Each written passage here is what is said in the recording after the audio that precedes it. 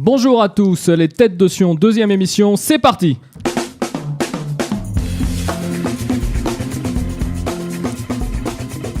Eh bien bonjour à tous, bienvenue à cette deuxième émission des Têtes de Sion. La première a été un franc succès ma foi, merci à tous vos commentaires sur Facebook et sur les réseaux sociaux.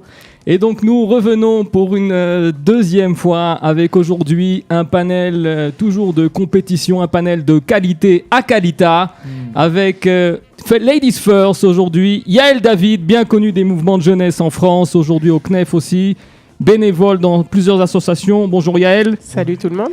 Avec à ma droite, il revient également en deuxième semaine, l'excellent Eric Benisti. On est des champions, Eric Benisti, qu'on va pas t'en faire, on va pas dire que tu vas devenir le tolard, enfin le taulier de cette émission. Pour l'instant, je vais garder ma deuxième étoile sur mon t-shirt. D'accord, alors deuxième étoile, on va en parler un peu. Avec à ma gauche aussi également, il est tour opérateur, spécialiste de l'événementiel. Vous avez reconnu monsieur Jeff Boussidan. Oh, merci. Salut Jeff. Salut Jeff. Et enfin à côté de mon ami Jeff, un nouveau venu également, puisqu'il s'agit du patron, ni plus ni moins, du Comedy Club Festival à Tel Aviv, Manu Smadja. Salut Manu. Salut Manu. Salut, bonjour à tous. On va directement se lancer avec la première question. Vous avez compris, on va poser des questions qui ont un rapport avec le sionisme et le monde juif en général. Alors bien sûr des questions, il va falloir à vous-même poser des questions pour trouver les réponses, à moins que vous ayez une culture générale, on va dire, de très haut vol, et à ce moment-là vous allez savoir. On va commencer par une facile, puisque je Stéphanie de Monaco. Non, elle a dit le monde juif. Stéphanie de Monaco, monde juif. Non, elle a pas. C'est pas mariée avec un juif. Non, alors elle a pas. Alors on y va. On y va. Première question. On va commencer par une question, on va dire de sionisme pur. Que s'est-il passé à Jérusalem le 13 décembre 1949 ? Ouais, je sais. Alors si tu sais directement, tu le dis tout de suite. Eh ben la Knesset, non, qui est passée, mais. Alors pas la Knesset qui est passée à. Qu'est-ce qu'il y a à la Knesset ? Ça n'a pas de rapport avec la Knesset. Vraiment ? Ah ouais, pas de rapport à la Knesset. Je croyais que tu t'étais trompé d'un jour et c'était le 14 décembre. Le 13 décembre 1949. Alors on pose des questions. C'est un rapport avec le gouvernement israélien. C'est un rapport avec politique. Oui, c'est-à-dire que ça siégeait à Tel Aviv. Ils sont passés à Jérusalem. On peut commencer, c'est de la politique, ouais. D'accord. Okay. C'est de la politique. Alors, ça a un rapport avec la Knesset ? Ça n'a pas de rapport avec la Knesset. Un ministère ? Non, le gouvernement est venu siéger à Jérusalem. On est sur la question B08 pour la régie. C'est quoi ? Le gouvernement est venu siéger à Jérusalem. Le gouvernement est venu siéger à Jérusalem. On se rapproche. C'est pas tout à fait ça. Pas l'agent juif. Non, les bureaux étaient déjà là, mais. Pas l'agent juif. Il s'installe là. Ça a un rapport avec Jérusalem. Alors, qu'est-ce qui s'est passé ce jour-là par rapport à Jérusalem ? Jérusalem éternelle. C'est devenu la capitale d'Israël. Eh oui, bonne réponse d'Eric Benisti. Je suis déçu. Ben Gurion a proclamé Jérusalem comme capitale d'Israël à cette date-là. Bonne réponse d'Eric Benisti. Bravo Eric. Alors je vais vous dire d'où je tiens cette réponse. Alors vas-y. Voilà. Culture générale, mais c'est tout ça. Tu l'avais sur le. Je l'avais là, et puis d'un coup il y a Donald Trump qui est arrivé là, et puis j'ai fait tac et 1+1 et puis voilà. Ok, d'accord. C'est des pattes, hein. C'est impeccable. Voilà, vous avez l'image. Il est très fort. Vous avez l'image. On voit Ben Gurion là, et avec tous les enfants. Ouais.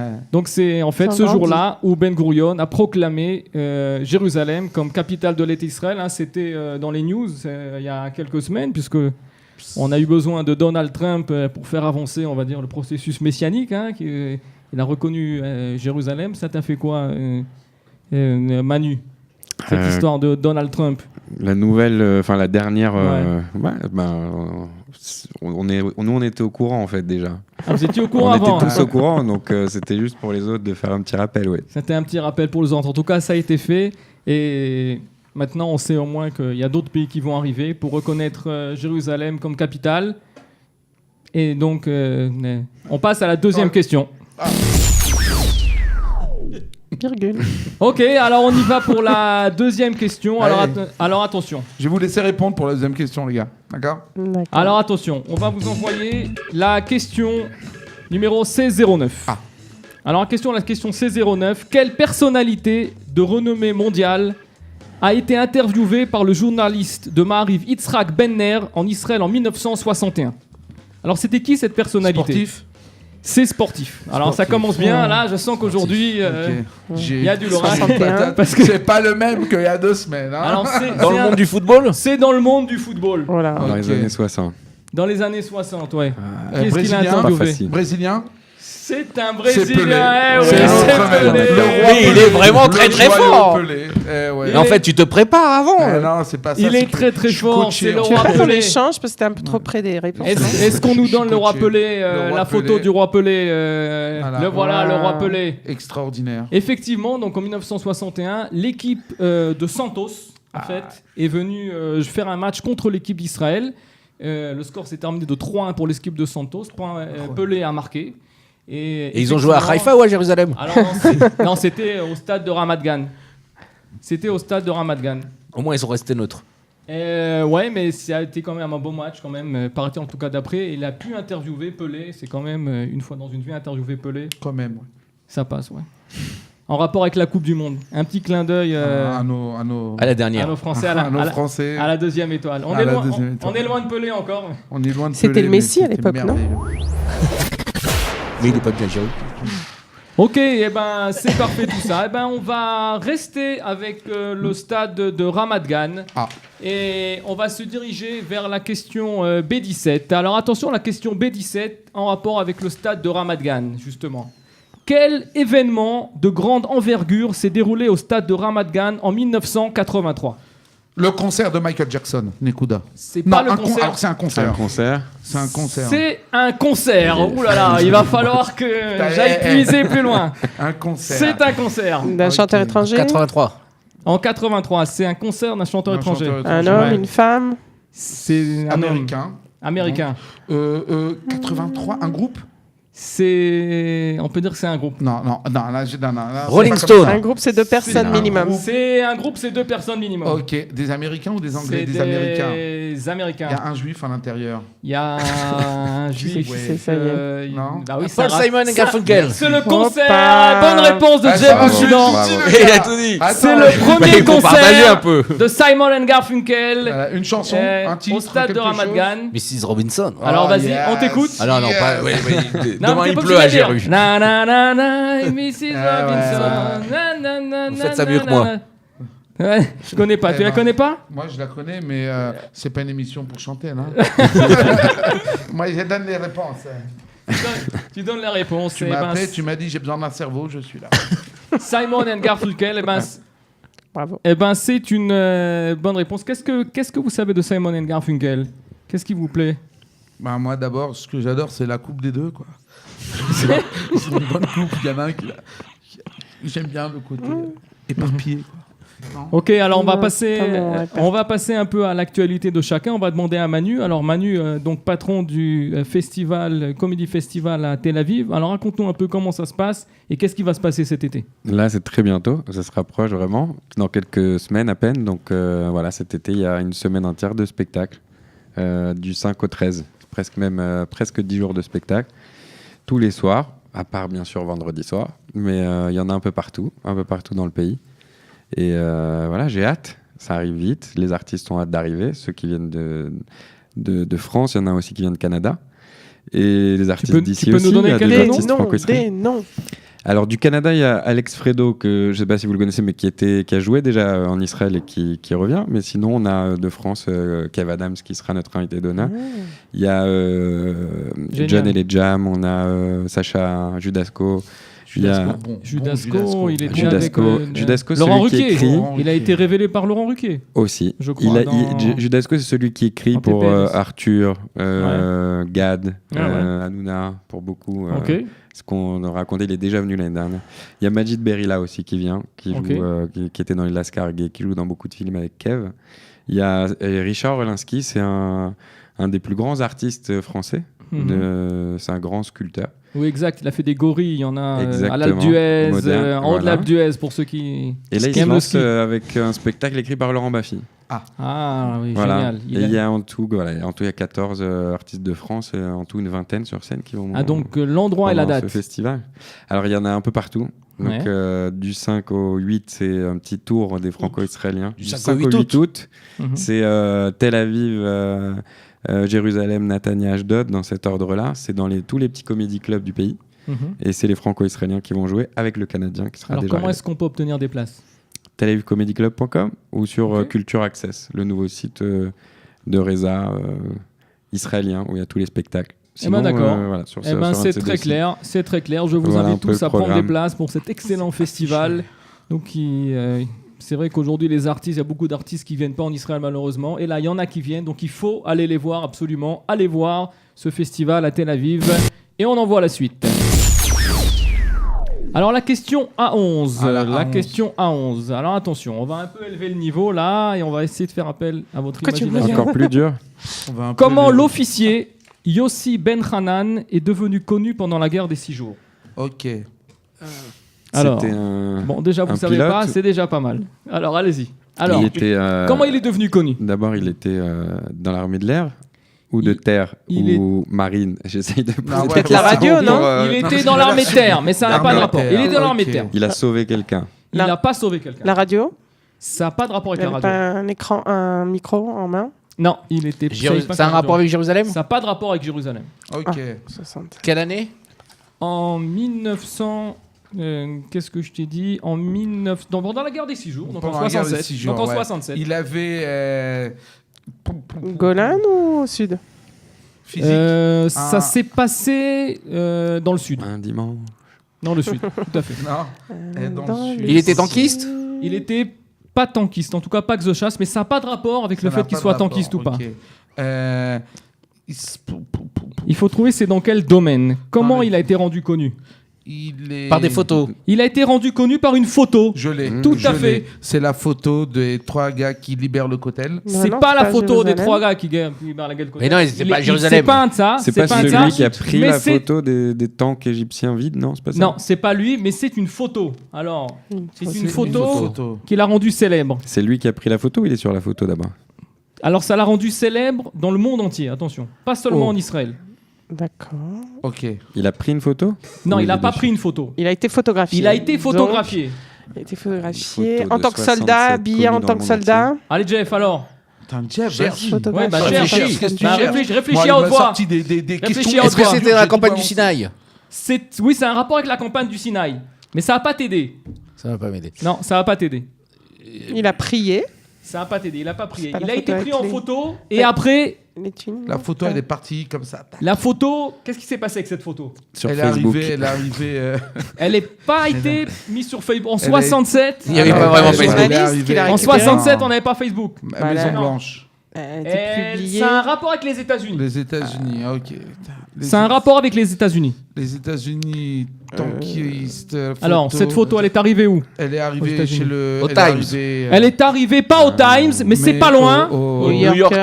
Non, pas au New Yorker. Elle est arrivée dans un journal très connu, dans un journal américain. Il n'y avait pas Pif Gadget? Non. Alors, Pif Gadget, peut-être. C'est ce donné Pif. Pif Gadget, le Pif. Et ben, un journal américain, le. Un journal américain. Alors, un journal américain. Il a été, écoutez bien, on va le voir à l'écran, il a été en première page, en couverture de Life aux États-Unis en 1967. Effectivement, donc cette photo est apparue. Donc il est né Yossi Ben Hanan, il faut le savoir, il est né à Jérusalem en 1945. Et après, il est Steven. Et cette photo a été prise dans le canal de Suez.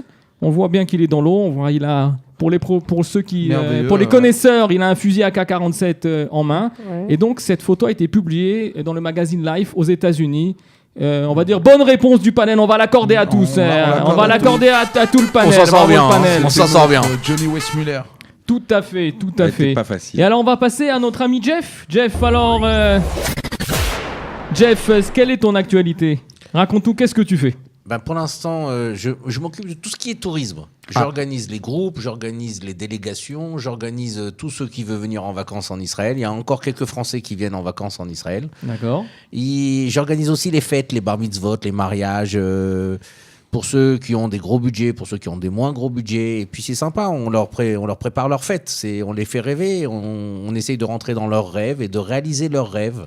C'est sympa comme boulot. On accompagne les gens dans le choix des décorateurs, du traiteur, de l'endroit, de la choupa, comment ça va se passer la choupa, de mettre une émotion, la cérémonie religieuse. C'est sympa. Et puis on prévient les mariés juste avant qu'ils y vont pour la vie, quoi. Ouais. Ah, tu fais ça aussi? Ouais, on fait. Au prix que ça coûte, ça c'est original. On fait du coaching aussi. On fait du coaching. Sympa. D'accord. Et comment est-ce qu'on te contacte? Alors on me contacte, on cherche MyTours, mytours.fr sur internet ou Jeff. 3615. Les gens ils arrivent 3615 Jeff Boussinan. Non, pas vraiment ça encore. Pas. Ça c'est le par côté Minitel, par Minitel. Ça n'existe plus. Je sais qu'on est des vieux tous ici, des vieux. Ouais. Mais voilà, donc on me trouve par bouche à oreille. Les gens ils disent ouais, j'étais à un mariage, c'était Jeff qui a fait, comment je peux le joindre et tout ça. Et puis voilà, on organise pour tous ces gens-là leur mariage et leur fête et c'est très enrichissant. Ok, ben merci beaucoup. Et ben ceux qui voudront contacter Jeff, je vous invite à le faire. Bah, on va le faire tout de suite. Hein. Pourquoi tu es marié? Alors on va passer à la question suivante. Et donc comme on est resté dans une question où vous avez eu un peu de mal, on va vous donner une question où vous allez avoir encore plus de mal. Allez. On aime bien les défis. Alors attention. Alors là, Yael, peut-être que tu peux savoir directement. Peut-être, je sais pas. Alors, la question A09. Ah, la A09, je la connais. Qui était le Rav Israël Sassover? Bah, vas-y, c'est facile. C'est une rue dans Jérusalem. Le Rav Israël Sassover. C'est une rue dans Jérusalem. Israël, ça sauve. C'est pas une rue dans Jérusalem. Alors attention. Je suis Joker, donc je peux pas vous aider. Rapport avec la politique. Pourquoi Joker? C'est un rapport avec la politique. Avec Yitzhak Shamir. Toi, t'es un fou de Dieu, toi. Ouais, là, tu sais qu'Israël Sassover. J'ai une pêche de malade. Je suis désolé. T'es un fou de Dieu. Alors, explique-nous. Alors, Allez, vas-y. Alors, attends, d'abord, laissez-moi le faire kiffer. Bonne réponse d'Eric Benisti. T'es vraiment très fort. Ah, mais Ouais. Alors, vas-y, explique-moi. Tu veux qu'on te montre les feuilles, peut-être? Non, j'ai pas lu jusqu'au bout. Je te promets que j'ai pas vu les feuilles. Ouais, alors, t'as vu l'image avant qu'on t'a mis l'image trop tôt, peut-être. D'abord, faut reconnaître Yitzhak Shamir. Il faut reconnaître. Ah, tu l'as reconnu là, Yitzhak Shamir. Ça veut dire on t'a mis l'image trop tôt et t'as reconnu Yitzhak Shamir. Merci, Davido. J'ai peut-être pas la culture de Kiki, mais je suis très observateur. D'accord. Ouais. Donc t'as reconnu sur l'écran Yitzhak Shamir. Alors quel rapport entre le Rav Israël Sassover et Yitzhak Shamir? C'est son identité. Ah non, moi c'est son grand-père. C'est le nom de son grand-père. Alors aucun rapport. Mais non, c'est sa deuxième identité. Il s'est fait passer par Rav Israël Sassover pour passer au travers des Anglais qui le cherchaient pour pouvoir. Exactement. C'est le nom de code. C'est le nom de code de Yitzhak Shamir dans le Hetzel. Tout à fait. Donc la réponse a été bien complétée par. Fallait le trouver Yitzhak Shamir comme ça, sans la moustache. Ah oui, sans la moustache là. La réponse a été bien complétée par Jeff Kolakavod. Bravo Jeff. Donc effectivement, c'était le nom de Yitzhak Shamir, le nom de code de Yitzhak Shamir au Hetzel. Le Hetzel qui était donc le Irgun Tzvaï Leumi. qui a été fondé en 1931 par une majorité de jeunes sortis du Bétar et qui après, bien sûr, on sait tous que à la création d'État d'Israël, toutes les organisations dont le Hetzel et le Palmar, etc., vont faire une seule unique armée. Une seule et unique armée, donc vont devenir Tzahal. Enfin, effectivement, dans le Hetzel, le nom de code de Yitzhak Shamir était le Rav Israël Sassover.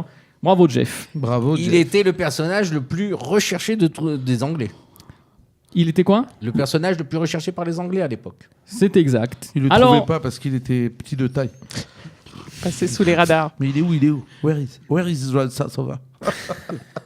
Exactement. Alors on passe maintenant à la question d'après. Attention, c'est la question Blitz. Ah, la question Blitz. Ça, on vous l'a pas Alors dit. attention, la question Blitz, c'est la A12 pour aujourd'hui, pour la régie. Alors la question Blitz, vous avez 1 minute pour trouver la réponse et vous devez me balancer tout ce qui vous vient à la tête en vrac. D'accord.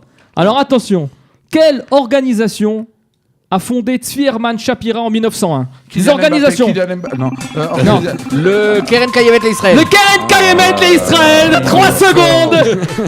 Bonne réponse de Jeff. C'est la seule association en Israël et tu l'as trouvée. C'est la plus vieille. J'aurais pas dû dire association. Bravo. C'est bien fait pour moi, mais donné l'indice. Ça c'est pas du Blitz. Le GNF. C'est du super Blitz. C'est du super Blitz. Ça c'est moi. C'est répondu. Quelle détente. C'est répondu plus vite que son ton nombre, exactement. Une minute, tu nous as pris pour qui D'accord, on fera une question Blix plus difficile la prochaine fois. C'est facile. Vas-y. D'accord, alors Eric Benissi, le théâtre. Bon, alors, ça marche comment? J'ai une autre occupation, je tenais à vous le dire. T'as une nouvelle chemise, d'ailleurs. Je fais de l'événementiel. Alors, tout ce qui est bar mitzvah, mariage, etc., pour tous les budgets. On veut accompagner les gens dans leur joie. Voilà. Alors, lui, il fait tout ce qui est mariage, etc. Nous, on fait le côté un peu plus obscur, mais il y a une bonne clientèle aussi. C'est quoi le côté plus obscur? Vous pouvez travailler ensemble alors? Non, après théâtre, je continue à faire le clown dans les hôpitaux. Et je suis très content. Vous avez un sourire quand je dis ça. On a imaginé les hôpitaux. Je suis plombé l'après-midi là. Tu fais le clown pour les enfants pour pas que les enfants. Mais tu sais que Kiki fait le clown pour les enfants depuis au moins 20 ans. Alors parle-nous du clown médical, c'est une bonne idée. Alors qu'est-ce qu'un clown médical? Un clown médical, c'est un clown qui se promène dans les machlakot, donc, et puis qui va pas forcément faire rire les malades, mais leur faire oublier leur statut de malade pendant quelques minutes, et qui va passer de chambre en chambre, et qui va un peu partager avec tout le monde la joie. Zéou, ça te convient comme réponse ou bien Ça me convient parfaitement comme réponse plus rapide là. Est-ce que tu peux expliquer comment le rire guérit? Comment le rire guérit? Je peux pas vous dire, mais moi je suis en santé, j'ai une santé de fer, croyez-moi. Le rire c'est bien, il y a la daille. En plus on en parle, faut rire, faut arrêter.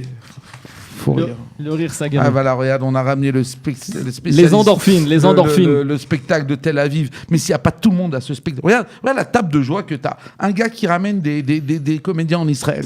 Un autre qui fait marier des gens. C'est-à-dire, imagine la joie de malade. Un clown. Et puis toi, qu'est-ce que tu fais? Moi, basse. Alors voilà. Je peux expliquer le yoga du rire en 2 minutes, mais bon, voilà quoi. On est tous là-dedans. Le rire, ça nous fait oublier vraiment les locales. Exact. Exactement. Et puis combien de fois on a chacun combien de vies? Ah non, on n'en a qu'une. Alors on en a qu'une. Et à propos du rire, Manu, tu peux nous expliquer un peu? T'étais au Marrakech du rire, au festival. Ouais, j'y étais cette année-là. Ouais. C'est la première fois que j'y allais. Ouais. Alors explique-nous qu'est-ce qui se passe là-bas. Ben, vous avez vu à la télé l'émission. Ouais. Je sais pas si vous l'avez vu d'ailleurs, mais non, j'ai vu un peu aussi l'envers du décor, voir aussi comment ça se passe, voir la super énergie de Jamel, parce que il est encore plus sympa en vrai derrière que quand on le voit sur le plateau. Et ça m'a inspiré aussi.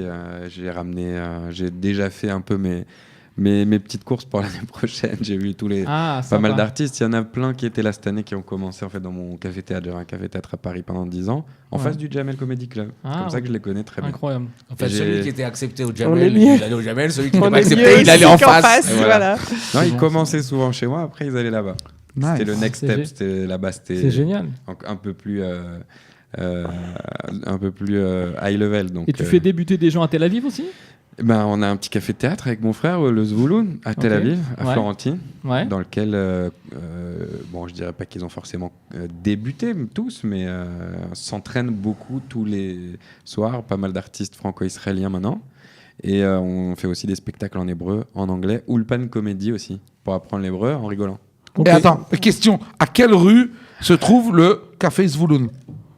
Moi, je ne donne pas la réponse, mais vous pouvez peut-être deviner. Zvouloun, t'es fort, toi. Quand c'est les cafés, ça va, j'ai les réponses. C'est original, hein, quand même. Tu vois, moi, je ne me suis pas cassé la tête pour chercher les questions. Hein. On ne va pas demander qui était Zvouloun, hein. Ok, alors mais c'est sympa parce qu'il est venu quand même s'installer en Israël. Il aurait pu faire une super grande carrière en France. Il est venu faire carrière en Israël. Mais qu'est-ce qui t'arrive, toi, comme si c'était une seconde contraire? Non, au contraire. Il a fait une bonne carrière.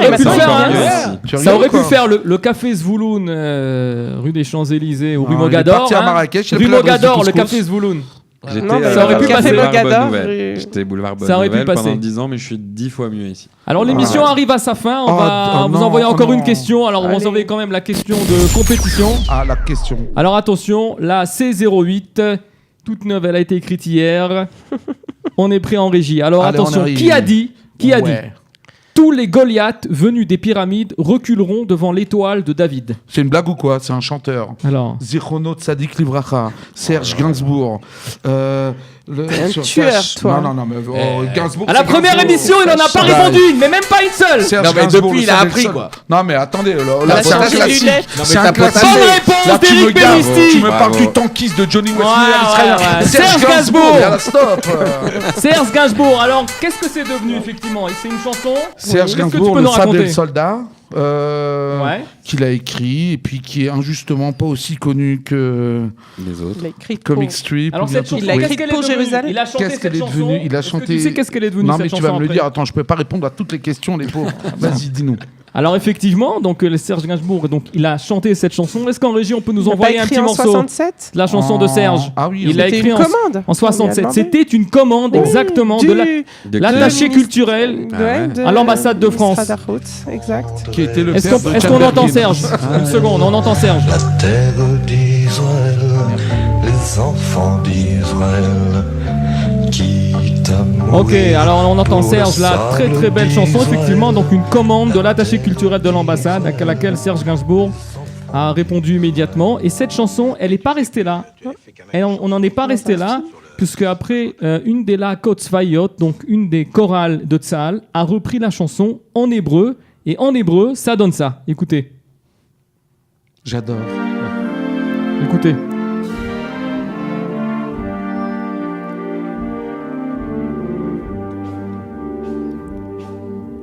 Ça arrive.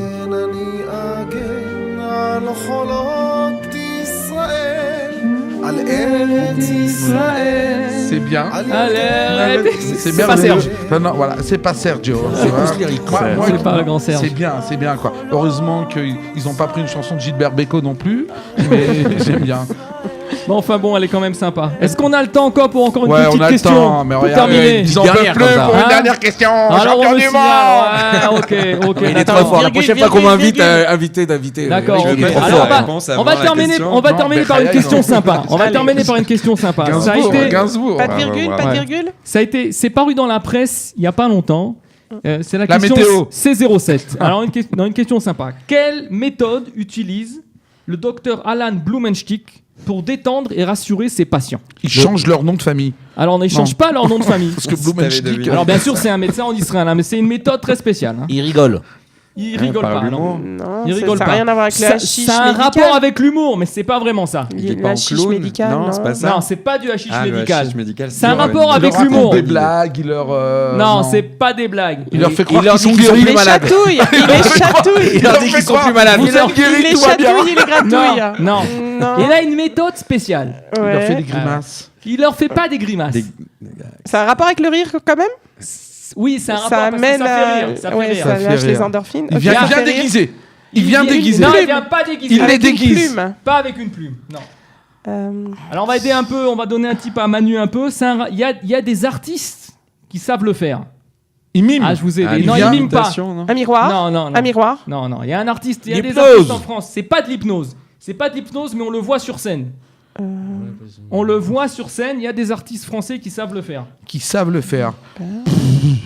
Ça a un rapport avec la voix. Ça a un rapport avec la voix. Bravo. Oui, mais alors. Ah, c'est un. Oui, oui, tu Un l'as. ventriloque. Un C'est un ventriloque. ventriloque. Oh là là. Oh, Et Manu, tu l'avais aussi. J'ai dit Ouais, ça. ouais, tu l'avais aussi. C'est un Jette ventriloque. pas Non, mais à la Jette caméra, on pas voit pas ça. À la Il caméra, on voit pas utilise, ça. C'est moi qui il l'ai mis utilise sur la la voix. ventriloquie, Il on fait le comme, voit là. On le Jeff voit. Panatocle. Regardez là à l'image, là il fait marcher une marionnette, Il est un lapin. sympa, C'est lui. un dentiste. Ah. Il C'est est un dentiste. dentiste et il fait pour détendre ses patients de la ventriloquie. Voilà, on termine quand même sur une bonne note. Bravo, Là, c'est terminé pour Il y a pas aujourd'hui. une coupe là pour Donc, moi. Ah attends, ouais, là, tu l'as mérité, je rappelle à tous nos auditeurs qui peuvent nous envoyer leurs questions sur Facebook ou sur le site de Qualita et nous allons bien sûr les poser au Peu panel. importe la question. Mais pas la Nous C65. allons les poser au panel par la suite, ouais, pas la C65. Si vous prenez des Et carambars, éventuellement, ceux qui arrivent à coller le panel, nous pourrons les inviter à faire partie du panel où la production gagner se la place pour chargera la de leur prochaine faire fois. parvenir un petit quelque chose. J'ai gagné un micro, j'ai gagné Salut un à truc. tous, à bientôt, à la prochaine. Bye bye. Merci Bonne à tous. soirée, bye bye. Merci à tous. Eh,